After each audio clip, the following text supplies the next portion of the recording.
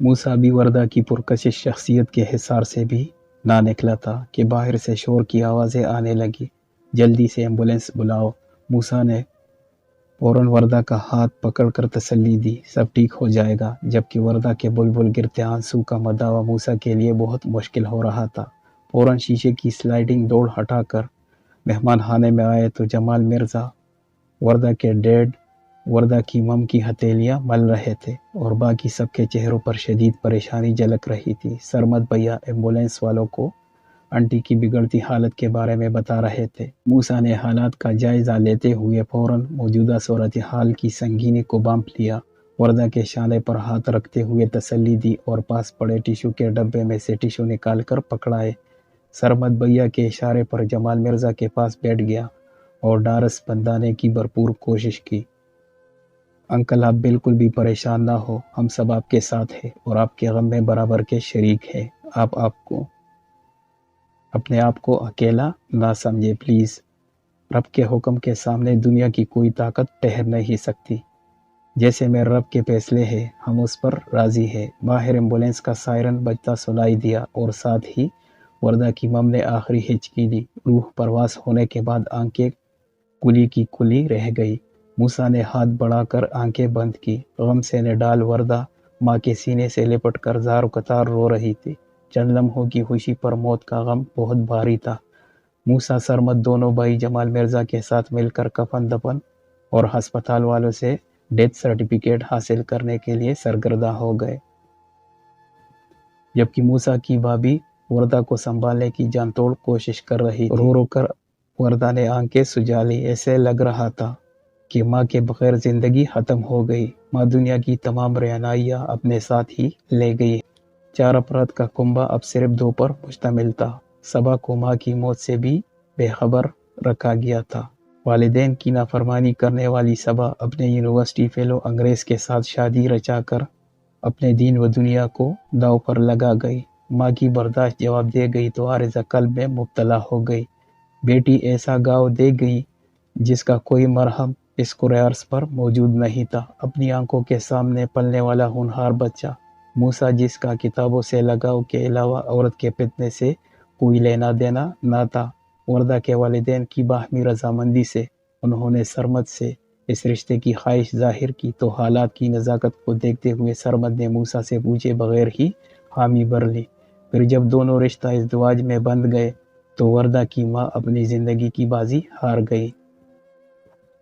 موسیٰ کے والدین کی وفات ایک روڈ ایکسیڈنٹ میں ہوئی جو اپنے بیٹے موسیٰ کو اسکول چھوڑنے کے بعد خریداری کے لیے مہلت نہ دی اور وہ خال حقیقی سے جا ملے۔ والدین کی وفات گھر سے نکلے اور پھر دوبارہ اللہ نے انہیں گھر واپسی کے بعد بڑے بھائی جو کہ موسیٰ سے 10 سال بڑے ہیں موسیٰ کو باپ بن کر پالا اور کاروباری معاملات کو سکندر خان کے عزیز ترین دوست جمال مرزا کے ساتھ خوب پھیلایا۔ 12 سالہ موسیٰ اور 22 سالہ سرمد اتنے بڑے گھر میں اکیلے رہ گئے۔ وقت بہت بڑا مرہم ہے، بڑے بڑے گاؤں بھی اپنی تیز رفتاری سے بھر دیتا ہے۔ جمال مرزا کے زخمی دل و دماغ میں بار بار غمگسار بیوی کے ساتھ گزارے گئے لمحات چل رہے تھے۔ مرنے سے پہلے آخری خواہش یہی تھی کہ وردہ کو اس غلاظت سے نکال لوں، اسے کسی دوباری شخص کے ہاتھ میں دے دوں۔ دن رات ایک ہی بات کا پرچار کرتی وردہ کی ماں نے موسیٰ کو اپنا داماد بنانے کی ٹھان لی اور یہ خواہش جڑ پکڑتی جا رہی تھی جس کو جمال مرزا نے بہت دقت کے ساتھ سرمد کے گوش گزار کیا۔ وردہ کا نکاح ایسے نازک حالات میں ہونا تھا، تقدیر کے لکھے کو کوئی نہیں مٹا سکتا۔ سرمد موسیٰ کے بڑے بھائی اور جگری مرحوم دوست سکندر خان کے بیٹے تھے۔ اس کے ساتھ کاروباری شراکت داری سالوں سے چلی آ رہی تھی۔ ایک ہی ٹاؤن اور ایک ہی روڈ پر دونوں خاندانوں کے گھرانے تھے۔ صبا جو کہ ڈاکٹر بننے کی خواہش مند تھی، اسی کی خواہش کو مد نظر رکھتے ہوئے جمال مرزا کو اپنا علاقہ چھوڑنا پڑ گیا اور بیٹی کو بہترین اور مہنگے ترین پرائیویٹ اسکول میں داخلہ دلوا دیا۔ یوں دونوں خاندانوں کے بچے ایک دوسرے سے دور ہو گئے۔ صبا، وردہ اور موسیٰ ہر ہفتے کے آخری دن اپنے والدین کے ہمراہ قریبی پارک جاتے اور کھیل کر ہلکان ہو جاتے تھے۔ شرارتی موسیٰ اپنی عادت سے مجبور وردہ کو گاہے بگاہے اپنی عداوت کا نشانہ بناتا رہتا۔ چونکہ وردہ اس کے والدین کی پسندیدہ بچی تھی جو کہ موسیٰ کو ایک آنکھ نبھاتا تھا۔ وردہ کے ریشم جیسے بال جو اکثر دو چوٹی پونیوں میں جکڑے ہوتے اور ساتھ میں میکسی ڈریسز اس کی خوبصورتی کو چار چاند لگا دیتے تھے۔ سوا لڑاکا طبیعت رکھتی تھی اور وردہ کی مار کا بدلہ بڑے دڑلے سے موسیٰ کو کبھی جھولے سے دھکا دے کر یا پھر اس کے پھولے گالوں کو نوچ کر لیتی۔ اس سارے جنگ و جدل میں دونوں کی مائیں پارک میں سارا وقت بچوں کے مقدمے بھگتانے میں گزار دیتی۔ موسیٰ برق رفتاری سے گاڑی چلاتا ہسپتال کے باہر پہنچا۔ وردہ جو کہ سارا رستہ حجاب اور عبایا پہننے کا سوگ مناتی آئی، ایک مرتبہ بھی موسیٰ کی کسی بات کا جواب نہ دیا۔ منہ پلائے موسیٰ مجبور سے زیادہ باہر کے مناظر کو ترجیح دیتی رہی۔ دماغ میں طرح طرح کے وسوسے اور شبہات موسیٰ کی نکری شخصیت کو داغدار بنا رہے تھے۔ وردہ اپنے اندر ہی اندر بلکا رہی تھی، جی چاہ رہا تھا موسیٰ کو کری کری سنا دے۔ بکتی ہوئی خواہشوں میں اجڑے ہوئے خوابوں کا سہارا لے کر بلندی پر لے جانا چاہتے ہو، مجھے ایسی بلندی نامنظور ہے جس کا انجام کائی ہے۔ منہ کے بل گرانے سے بہتر ہے اپنے وعدے کی پاسداری پر قائم رہو۔ وردہ صرف کھول کر رہ گئی۔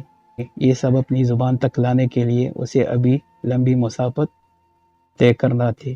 گاڑی ایک جھٹکے سے رکی۔ اسپیکر پر لگے فون پر کال ملائی۔ مخاطب کی آواز کا لرزہ کسی انہونی کا ہنجیا دے رہا تھا۔ صاحب، ہم نے پوری کوشش کی ہے لیکن ڈاکٹر فیضان کو نہیں بچا سکے۔ نمونیا نے پھیپھڑے کو مکمل طور پر ناکارہ کر دیا ہے۔ انا للہ و انا الیہ راجعون۔ بے شک ہم اللہ کے لیے ہے اور ہم اس کی طرف لوٹ کر جانے والے ہیں۔ موسیٰ نے شدید قرب سے اپنی آنکھیں موند لی۔ صاحب، آپ پہنچ چکے ہیں؟ ہاں یار، باہر پارکنگ میں ہوں، موسیٰ نے ہارے ہوئے لہجے میں بولا۔ مجھے سمجھ نہیں آتی، ایک دم کیسے نمونیا کی انفیکشن اس کے پھیپھڑوں میں سرایت کر گئی۔ صاحب، بس کل ہی اسے کھانسی اور بخار ہوا تو رضیہ نے اسے دوائی کھلائی، لیکن رات کے آخری حصے میں بخار کی شدت بڑھ گئی اور سانس لینا محال ہو رہا تھا، تو پھر میں نے مجبور ہو کر آپ سے رابطہ کیا۔ یار تم مجھے رات کو ہی بتا دیتے، پر چلو اس کی زندگی اتنی ہی لکھی تھی۔ وردہ بظاہر باہر دیکھ رہی تھی لیکن کان موسیٰ کی ہر بات کو ازبر کر رہے تھے۔ اچھا، رضیہ نام ہے اس آوارہ بیگم کا؟ ابھی پیمنٹ باقی ہے، میں بس ابھی 2 منٹ میں آتا ہوں تو پھر سارا معاملہ سنبھال لوں گا۔ نہیں یار، بس 2 منٹ، میں ابھی آیا۔ موسیٰ نے فون بند کر کے کرتے کی جیب میں ڈالا اور بنا کوئی بات کیے گاڑی کا دروازہ کھول کر یہ جا اور وہ جا۔ وردہ اس بے اعتنائی پر کھول کر رہ گئی مگر شکوے کرنے کا اختیار کھو چکی تھی، اپنی اکڑ جو برقرار رکھنی تھی۔ گھر واپسی پر موسیٰ مکمل طور پر خاموش تھا، آنکھیں شدت غم سے لال ہو رہی تھی۔ خاموشی اور سست روی سے چلتی گاڑی شہری آبادی کو اپنے بہت پیچھے چھوڑ چکی تھی۔ اب تو گندم کی بالیاں اپنے پورے وقار کے ساتھ تیز ہوا جھونکوں کے ساتھ جھول رہی تھی۔ پہلی سرسوں جس کی خوبصورتی دور سے ہی ناظر کو اپنی طرف کھینچ رہی تھی، ہلکی پھلکی بوندا باندی جاری تھی۔ وردہ تو جیسے اس منظر میں مکمل طور پر کھو چکی تھی۔ ہری بھری اور ہلکی زردی مائل سنہری گندم کی فصل کے بیچوں بیچ کھلی پھولی سرسوں کی پھیلاہٹ دل موہ رہی تھی۔ وردہ کا جی چاہا موسیٰ ادھر ہی گاڑی روکے اور وہ ان کھیتوں کے بیچوں بیچ بھاگے، لیکن افسوس کہ وردہ نے اپنی عقل کا برم جو رکھنا تھا۔ جی بہت للچایا مگر اس خواہش کو اندر ہی دبا گئی۔ چہرے پر چھایا تجسس موسیٰ آسانی سے محسوس کر سکتا تھا۔ عافیت خاموشی میں ہی تھی جس پر وردہ قربان رہا۔ اپنے عالیشان خان ہاؤس کے پاس پہنچتے ایک ہی ہارن پر چوکیدار نے خارجی دروازے کے دونوں پٹ واہ کر دیے۔ گاڑی اپنی سست رفتاری سے پورچ میں پارک کی اور سنجیدہ لہجے میں وردہ کو گاڑی سے باہر نکلنے کا اشارہ کیا۔ موسیٰ کے گاڑی سے باہر نکلتے ساتھ چوکیدار بھاگ کر آیا۔ صاحب، فیضان کیسا ہے؟ نہیں چچا، وہ اب ہمارے ساتھ نہیں رہا ہے۔ شدت غم سے چوکیدار کی آنکھیں بھر آئی۔